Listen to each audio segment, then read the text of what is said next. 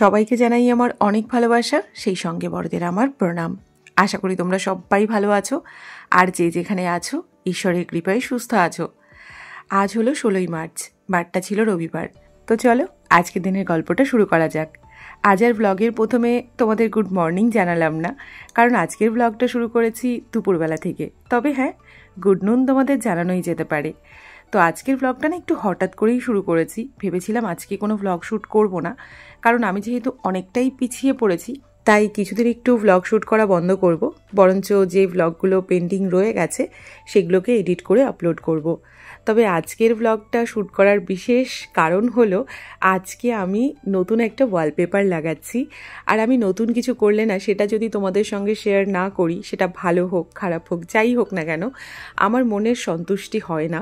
তো সেই জন্যে কাজটা করতে করতে হঠাৎ করেই আমি আবার ক্যামেরাটা অন করলাম, আর মাকে বললাম, মা মুহূর্তটা ক্যামেরাবন্দি করে রাখি, যদি সম্ভব হয় তাহলে আমি পরে এডিট করে আপলোড করব। অনেক দিন আগে না ফ্লিপকার্ট থেকে 4টে ওয়ালপেপার রোল অর্ডার করেছিলাম, তবে 4টেই একরকম নয়। তো সেই ওয়ালপেপার রোলের একটা আজকে আমি একটুখানি ব্যবহার করছি। একটা রোলে কিন্তু অনেকটাই থাকে, ওই মোটামুটি 3-4 মিটার মতো থাকে। তবে এটার দাম যদি তোমরা জিজ্ঞেস করো তাহলে কিন্তু এই মুহূর্তে আমার মনে নেই। তবে হ্যাঁ, এটা আমি ফ্লিপকার্ট থেকে নিয়েছিলাম।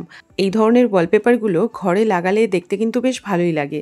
এই দেখো না, আমার এই সিঙ্কের চারিদিকটা জল ছিটিয়ে একদম লাল হয়ে গেছিলো, যেহেতু কিছুদিন আগে যে বোরিংটা করা ছিল সেই জলটাতে প্রচণ্ড পরিমাণে আয়রন ছিল।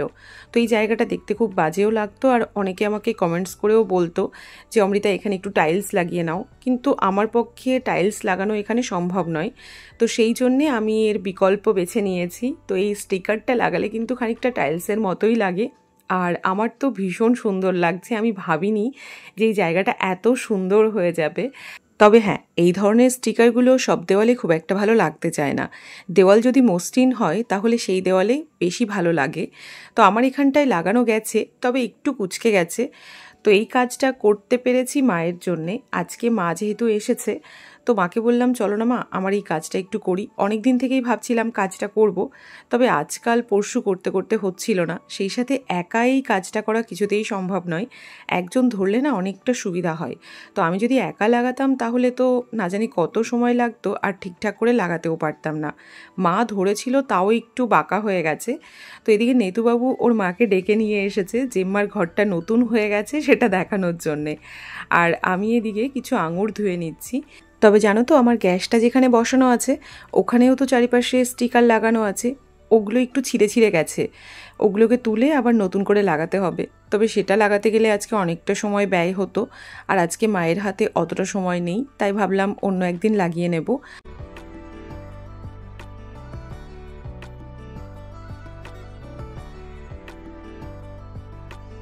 তো এদিকে আমি কিছু আঙুর ধুয়ে মাকে কিছুটা দিয়েছি, নেতুবাবুকে কিছুটা দিয়েছি, আর কিছুটা আমিও খেয়ে নিলাম।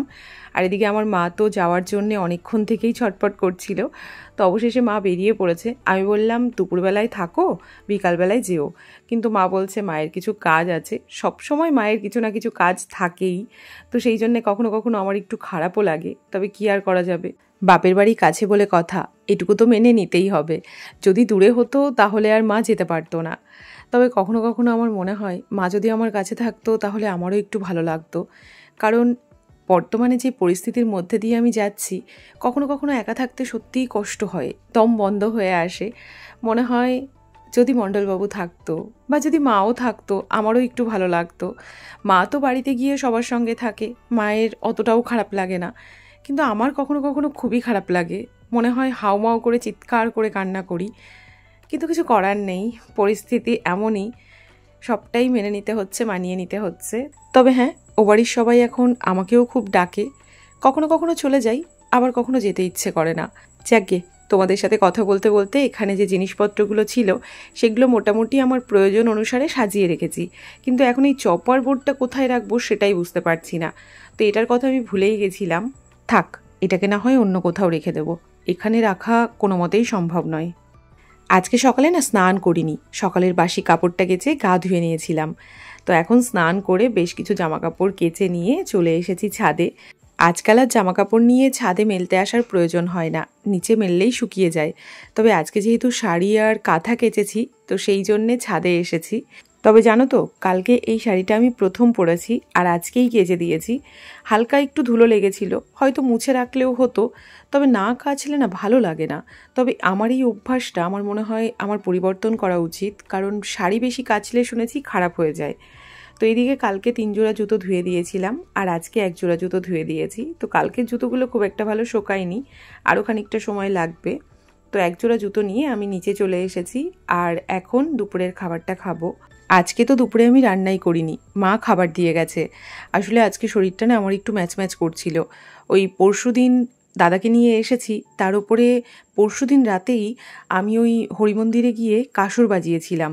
তো তার জন্যে আমার হাতটা বেশ ব্যথা হয়েছে, আর শরীরে তো আগে থেকে ব্যথা ছিলই। তো সেই জন্যে শরীরটা একটু খারাপ বলে মা খাবারটা দিয়ে গেছে। তো মা এখানে আলু সিদ্ধ কুমড়ো সিদ্ধ নিয়ে এসেছে, সেই সাথে টমেটোর টক আর মাছের তরকারি এনেছে। তবে যতটা ভাত মা এনেছে এটা আমি একবারে খেয়ে পারবো না, মানে আমার দুবার ভালোভাবে হয়ে যাবে। তবে দেখেছো সময় কতটা পরিবর্তনশীল। একটা সময় ছিল যখন বহরমপুর থেকে বাড়িতে এসে বাড়ির সমস্ত কাজকর্ম সেরে তারপর রান্নাবান্না করে খেতাম, আবার কখনো কখনো কিনেও আনতাম। তবে এখন একটা সময় দেখো, আমি পরশুদিন জার্নি করে এসেছি, তাতেই আমার শরীর আর চলছে না, মা আমাকে খাবার দিয়ে যাচ্ছে। আসলে ওই যে কথায় বলে না, ঘোড়া দেখলে মানুষ খোড়া হয়ে যায়, আমার অবস্থা মনে হচ্ছে খানিকটা সেই রকমই হচ্ছে। তবে এটাও সত্যি, আজকাল আর আগের মতো জার্নি করতে পারছি না। একদিন একটু জার্নি করলে 5 দিন মনে হচ্ছে আর কোনো কিছুই করতে ইচ্ছে হচ্ছে না। আচ্ছা, সেদিন সকালে যে গোটা হলুদগুলো কিনলাম সেগুলো আজকে সকালবেলায় জেঠিমা ধুয়ে দিয়েছিল। তো সারাদিনই মোটামুটি রোদ হয়েছে, বেশ ভালো শুকিয়েও গেছে।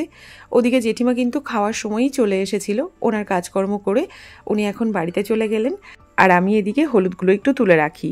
তো আমি তো ভেবেছিলাম এগুলো আর রোদে দেওয়ার প্রয়োজন হবে না, আজকে যা রোদ ছিল একদিনেই শুকিয়ে গেছে। তবে ওদিক থেকে আমার শাশুড়ি বলছেন এখনও 2-3টে রোদ লাগবে, না হলে খুব একটা ভালো গুঁড়ো হবে না। তো হলুদগুলোকে তুলে আমি আবার এদিকে চলে এসেছি। অক্কবাবু, নেতুবাবু, অপর্ণা সবাই বসে আছে। প্রায় প্রত্যেক দিনই বিকালবেলায় সবাই এখানে বসে, তবে আমার খুব একটা আশা হয় না। আজকে এদিকটায় এসেছিলাম, দুজনকে দেখতে পেলাম, তাই একটু এগিয়ে এলাম। এদের সঙ্গে এখন একটু সময় কাটাবো, তারপর ভাবছি একটু ছাদেও যাব। তো এদিকে ছোটিও চলে এসেছে, আর ওদিকে 2 ভাই বোন পাল্লা দিয়ে দুষ্টামি শুরু করেছে, কে কার থেকে বেশি দুষ্টামি করতে পারে। এখন ছোটজনাও যা দুষ্টু হয়েছে, তবে হঠাৎ করেই না কোথা থেকে একটা দমকা হাওয়া চলে এসেছে, মনে হচ্ছিল ঝড় উঠে গেল। তবে একটাই দমকা হাওয়া হয়েছে, আর তাতে এত ধুলো উঠছিল, কাকিমা তো তড়িঘড়ি অক্কবাবুকে নিয়ে চলে এলো, আর আমাদের নেতুবাবু ছুটে গিয়ে আগে বলটা নিয়ে এলো। যদি আবার হাওয়াতে বল নিয়ে যায় তাহলে 2 ভাই বোন কী নিয়ে খেলবে বলো। তবে হাওয়াটা যে কোথা থেকে এলো আর কোন দিকে যে চলে গেল কিছুই বুঝতে পারলাম না। আমরা তো ভেবেছিলাম ঝড় শুরু হচ্ছে বুঝি, তবে না, ঝড় বৃষ্টি কিছুই হচ্ছে না। আমি আবার এদিকে ছাদে চলে এসেছি, এখন এই গাছগুলোতে একটু জল দিতে হবে। আর কোনো গাছে জল দিই আর না দিই, আমার এই পুদিনা গাছটাকে আমাকে বাঁচাতে হবে। তবে না, পুদিনা পাতা কিন্তু আমার খুব একটা খাওয়া হয় না, পাতাগুলো নষ্টই হয়ে যায়। তবে আমি চাই এই গাছটা যেন আমার ছাদে থাকে। তো এইদিকে কারি পাতার গাছটাও না এবার দেখছি আগের তুলনায় অনেকটা ভালো হয়েছে, কারণ কিছুদিন আগে পর্যন্ত গাছটা বাড়ছিলই না। তো এবার মনে হচ্ছে গাছটা একটু বাড়বে, যেহেতু ওপর থেকে না ওই গাছটাকে একটু ভেঙে দেওয়া হয়েছে, ফুল হয়ে গেছিলো, তো ফুলটাকে ভেঙে দিয়েছিলাম, এবার দেখছি বেশ শাখা প্রশাখা বেরিয়েছে। তো ওদিকের গাছটাতে দেখছি গোড়ায় মাটি কম আছে, তাই একটু মাটিও দিয়ে দিলাম। তবে এই কারি পাতার গাছটা কিন্তু আমি ওপর থেকে ভাঙিনি, এটা আগের মতোই আছে। এদিকে ছাদ থেকে এসে দেখছি অপর্ণা অক্কউকে নিয়ে দাঁড়িয়ে আছে, ওকে আমার কাছে দিতে এসেছিল, ও একটু কাজকর্ম করবে। তো প্রথমে তো আসতেই চাইছিল না, কারণ সন্ধ্যার পরে প্রত্যেকটা বাচ্চাই না মায়ের কাছেই থাকতে চায়। তাও আমাদের অক্কবাবু, নেতুবাবু এদিক থেকে অনেক ভালো, এরা তাও আমাদের বাড়ির প্রত্যেকের কাছেই কম বেশি থাকে। অক্কবাবু আবার একা একা ঘুমিয়েও পড়ে জানো। তবে আজকে একটু খ্যান করছে, ওর শরীরটা কিছুদিন ধরে ভালো যাচ্ছে না। তো এটা ওটা দিয়ে আমি ওকে একটু ভুলিয়ে রাখার চেষ্টা করছি। সেই সাথে আমার কালকের আজকের অনেক জামাকাপড় জমেছে, সেগুলোকে আমি একটু ভাঁজ করেও নিচ্ছি। তবে না, খুব বেশিক্ষণ আমি ভুলিয়ে ভালিয়ে রাখতে পারছি না। ছেলে চলে আসছে আর আমাকে বারবার বলছে কোণে কোণে, ওনা কোলে বলতে পারে না, কোণে বলে, মানে ওকে কোলে নিতে হবে। তো এদিকে কি করে যে ওকে এখন রাখবো সেটাই বুঝতে পারছি না, কারণ ওর মা বোধহয় ওদিকে রুটি বানাচ্ছে জানো। তো দেখো এখন আমার কাছে এসে আবার সেই একই বায়না শুরু করেছে, তো এখন আমার কোলে উঠবে। তবে না, মনে হচ্ছে ওর ঘুম পাচ্ছে। তারাও তো দেখি একটু চেষ্টা করে, যদি ছেলেটা ঘুমোয় তাহলে আমিও কাজগুলো করতে পারবো, ওদিকে ওর মাও ওর কাজগুলো সেরে ফেলতে পারবে। তবে যাই বলো, এ আমাদের জেসে ছেলে নয়, এ আমাদের বিচ্ছু ছেলে। ওর ঘুম পেলেও ও ঘুমোবে না, হাই তুলছে, ঘুমানোর জন্যে কান্না করছে, তবুও সেই ছেলেকে আমি ঘুম পাড়াতে পারলাম না। অবশেষে ওকে একটা বিস্কিট এনে দিয়েছি, এখন সেই বিস্কিটটা নিয়ে ও খেলা করছে। আর আমি এখন বাকি জামাকাপড়গুলো ভাবলাম ভাঁজ করব, তবে বিস্কিটটা নিয়ে এমনভাবে খেলা করছে মনে হচ্ছে সেটা ও খাবে না, ফেলেই দেবে। তো অবশেষে আমি বললাম দাও আমি খেয়ে নিই। তো এখন আমি খেয়েছি বলে এখন আমার মুখ থেকে দেখো বের করবে। এদিকে আবার নিজে হাঁ করে আমাকে হাঁ করতে বলছে। তো আমি তো আর মুখ থেকে বের করতে পারবো না, তাই ওকে আর দিতেও পারলাম না। তবে অপর্ণা ওকে যখন আমার কাছে দিয়ে গেছিল তখনই আমাকে বলে গেছিল যে মেজদি বিকালবেলার দুধটা ও খেতে পারেনি, বমি করে তুলে ফেলেছে, তাই ওর যদি খিদে লাগে তাহলে ওকে 2টো বিস্কিট জল দিয়ে ভিজিয়ে খাইয়ে দিও। তো অপর্ণার কথা মতো ওকে এখন জল দিয়ে বিস্কিট ভিজিয়ে আমি খাওয়াচ্ছি। তবে ছেলের না খিদে লেগেছে, আর আমি না সেটা বুঝতে পারিনি। হয়তো ওর খিদে লেগেছে বলেই ও ঘুমোতেও পারছিল না, তো খ্যান করে কান্না করছিল। তো 2টো বিস্কিট খাওয়ানোর জায়গায় ওকে আমি একটা একটা করে 5টা খাইয়ে দিয়েছি। মানে যখনই বিস্কিটটা শেষ হয়ে যাচ্ছে তখনই ও হাত দিয়ে দেখাচ্ছে যে আরও একটা দাও।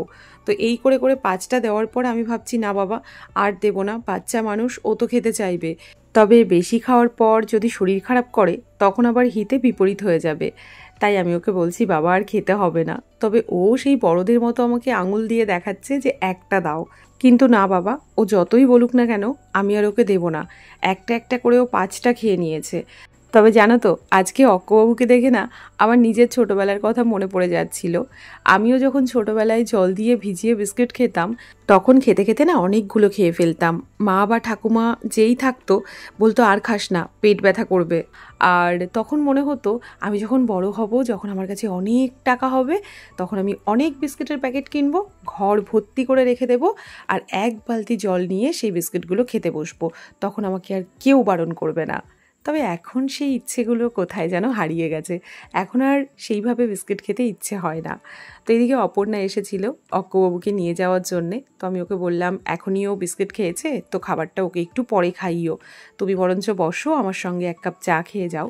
অপর্ণা খুব একটা চা খায় না, তবে আজকে আমি অনেকবার বলেছি বলে ও রাজি হয়েছে। এদিকে অক্কবাবুর কাণ্ড দেখেছো, এতগুলো বিস্কিট খাওয়ার পরেও ওর মাকে যে বিস্কিটটা দিয়েছি সেটা ওর মায়ের হাত থেকে নিয়ে নিয়েছে। এখন ওর মাকে আরেকটা বিস্কিট দিয়েছি, সেটাও ও নেবে। তো আমি বললাম না বাবা আর তোমার নিতে হবে না। তো একটু কান্নাকাটি করার চেষ্টা করছিল, তবে ও জানে যে মা কান্না করলেও ওকে দেবে না। নেতুবাবু অক্কবাবু আমার কাছে খুব একটা বায়না করে না, কারণ ওরা জানে যেটা আমার দেওয়ার হবে সেটা ওরা কাঁদলেও দেব, না কাঁদলেও দেব। আর যেটা আমি দেব না সেটা ওরা কাঁদলেও আমি ওদের দেব না। তো নেতুবাবু তো এতদিনে এটা বুঝে গেছে, আর এখন অক্কবাবুও আস্তে আস্তে বুঝতে পারছে। তো সেই জন্যে আমার কাছে কান্নাকাটি একটু কম করে।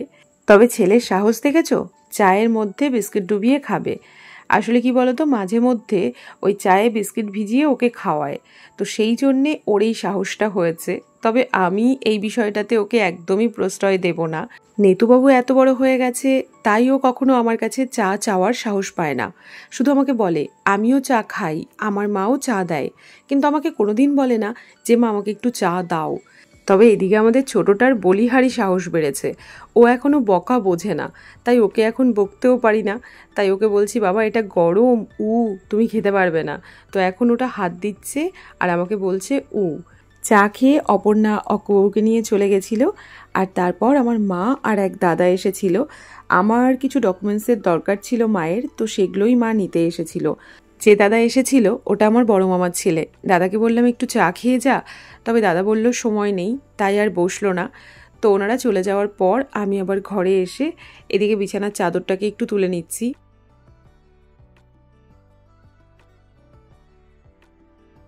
তো বিছানার চাদরটা না একটু পরে পাতবো, খাওয়ার সময় হয়ে গেছে রাতের, তাই ভাবছি আগে খাবারটা খেয়ে নিই। আজকের দিনটা কিন্তু আমার পাওয়া খাবার দিয়েই কেটে গেল। মা তো খাবার দিয়ে গেছিল, সেই সাথে আজকে ছোটি ডিমের ঝোল রান্না করেছিল, তো সেটা আমাকে দুপুরে দিয়েছিল। তবে দুপুরে ডিমের ঝোলটা খাইনি। তো এখন রাতে ডিমের ঝোল আর ভাত নিয়ে বসলাম খেতে। তবে এদিকে খেতে বসে দরজার ফাঁক দিয়ে তাকিয়ে মনে হলো কিছু একটা ঘরের মধ্যে গেল। কি গেল সেটাই একটু দেখতে এসেছিলাম, আর এসে দেখছি আমার ঘরের মধ্যে একটা ছোট ব্যাঙ ঢুকেছে। এখন এই ব্যাঙটাকে আমি কি করে বের করব সেটাই ভাবছি। ব্যাঙ দেখলে আমার ভয় লাগে না ঘেন্না লাগে আমি জানি না, তবে ব্যাঙ দেখলে আমার একটুও ভালো লাগে না। আর এখন এই ব্যাঙটাকে বের করার জন্যে আমি কার সাহায্য নেব সেটাও বুঝতে পারছি না, কারণ বাড়িতে সবাই শুয়ে পড়েছে। তো অবশেষে আমি ভাবলাম যে রোজ রোজ তো আর ডাকা যায় না মানুষকে, তাই নিজে থেকেই একটু কষ্ট করে বের করি। বের কি করব, ও তো আরও ভেতরে ঢুকে গেছে, বাইরে যাওয়ার নামই নিচ্ছে না। তবে না, এইটুকু ব্যাঙ আমাকে খেয়েও নেবে না, আমাকে কিছু করতেও পারবে না। আমি যদি খাটের উপরে উঠে যাই, ও নিচে যা করবে করবে, হয়তো কখনো না কখনো বেরিয়েও যাবে, কিন্তু আমি তো আর দরজা খুলে শুতে পারবো না। তার উপরে এইটুকু ব্যাঙের জন্যে অন্য কিছু আমার ঘরে চলে আসতে পারে, আর আমি না রাত্রিবেলায় মশারি টাঙিয়ে শুই না, তো সেই জন্যে আমার একটু ভয়টা বেশিই লাগছে। তো আমি তো অনেকক্ষণ ধরে অনেক জায়গাতে খোঁজাখুঁজি করলাম, কিন্তু ও যে কোথায় লুকিয়েছে আমি ওকে খুঁজেই পাচ্ছি না। তবে এটুকু আমি শিওর যে ও ঘর থেকে বেরোয়নি। তো আমি মোটামুটি যেখানে যেখানে সরিয়ে দেখা যায় সব জায়গাতে দেখলাম। অবশেষে মাথায় বুদ্ধি এলো যে আমি একটু হিট স্প্রে করে দিই, কারণ ব্যাঙ টিকটিকি যাই বলো না কেন, যে কোনো পোকামাকড় হিট স্প্রে করলে না ওরা সহ্য করতে পারে না। তো হিটটা স্প্রে করার পর দেখছি ব্যাঙটা না বেরিয়ে এসেছে, আর ব্যাঙটাকে দেখে আমি তো একটু ওপরে উঠেই গেলাম। তবে না, ওপরে উঠলে হবে না, ওকে এখন ঝেঁটিয়ে বার করতে হবে। ও একদম ড্রেসিং টেবিলের কোনায় গিয়ে ঢুকেছিল। তো অবশেষে অনেক কষ্টে ওকে বের করা গেল, আর তারপর আমি রান্নাঘরে এসে খাবারটা খেয়ে নিয়েছি। আর এখন রাতের যে কটা বাসন হয়েছে সেগুলো একটু ধুয়ে রাখছি। কালকে সকালবেলায় জেঠিমা আসবে, তবে এক একদিন রাতের বাসন আমি ধুয়ে রাখি। একা মানুষ কটার বাসন হয়, সেই সাথে গ্যাসটা প্রত্যেকদিন রাতেই আমি মুছে রাখি। এই দেখো, তোমাদের সকালবেলায় বলছিলাম না আমার গ্যাসের চারিদিকে ওই ওয়ালপেপারগুলো লাগানো আছে, দেখছো কেমন চারিদিক থেকে উঠে যাচ্ছে। তো এটাকে তুলে আবার নতুন করে লাগাতে হবে, তবে কবে হবে জানি না। তো ওদিকে রান্নাঘরের কাজকর্ম সেরে আমি চলে এসেছি এ ঘরে, আর এবার বিছানার চাদরটা একটু পেতে নিই। তবে এই বিছানার চাদরের রঙটা না আমার এখন আর একটুও ভালো লাগে না। তো আমি এখন এই বিছানার চাদরটাকে না একটু উল্টো করে পাতি।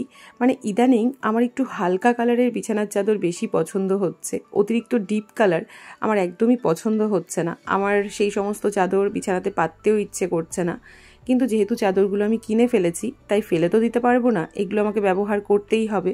আর বিছানার চাদর তো দু একদিনে নষ্টও হয় না, এটা ছিঁড়তেও বছর বছর লাগবে। তো যাই হোক, তোমাদের সাথে গল্প করতে করতে চাদর পাতা হয়ে গেছে। তবে জানো তো, ইদানিং আমি মাথাতে বালিশ দিতে পারছি না, বালিশ দিলেই না আমার ঘাড়ে ব্যথা হচ্ছে। তো সেই জন্যে এই কম্বলটাকে সুন্দর করে ভাঁজ করে আমি বালিশের মতন ব্যবহার করি। তো ভাবছি এই কম্বলটাতেই না একটা কভার পরিয়ে নেব।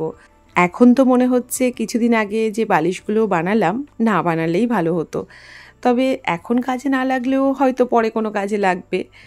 তো এইদিকে আমি পাশ বালিশের কভারটা একটু চেঞ্জ করে নিলাম, তবে আজকে আর কম্বলের কভারটা বের করব না, ওটা আবার বাইরে রয়েছে। তো চলো, টুকটাক কাজকর্ম যা হলো হলো, এখন ভ্লগ এডিট করতে বসবো আমি। আর আজকের মতন এই ভ্লগটা এখানেই শেষ করব। তোমরা সবাই সাবধানে থেকো, নিজেদের খেয়াল রেখো। Tata and good night.